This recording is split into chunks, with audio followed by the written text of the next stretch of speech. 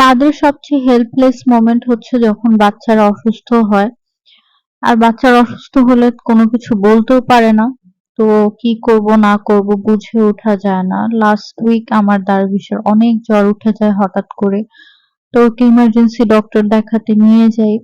আর ওর জ্বর খুব ভালোই ছিল। রাস্তা দিয়ে আসার সময় অন্য সময় অনেক কথা বলে এটা ওইটা, বাট ওইদিন আমার বাচ্চা একদম চুপ।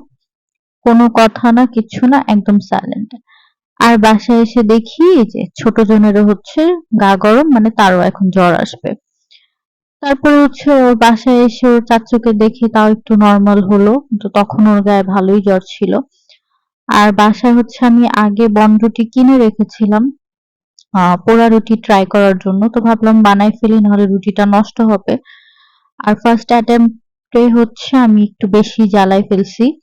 ওইটা একটু পরে দেখা যাবে যে আমি কিভাবে একটু বেশি জ্বালায় ফেলছি। তো এদিকে চাও রেডি। আর এই যে আমি একটা হচ্ছে একটু বেশি পুড়াই ফেলছি, বুঝি নাই আসলে হিটটা বেশি ছিল, একটু কমায় নেওয়া দরকার ছিল।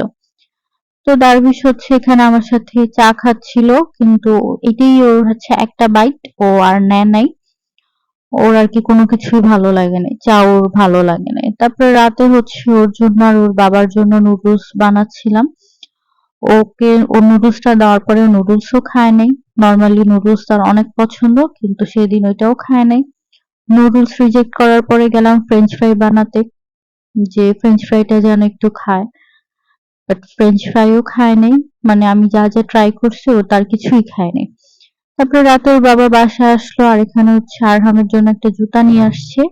আর সে ওই জুতাটা আমাকে দিবে না, এটা হচ্ছে বক্সে করে রেখে উঠায় দিবে।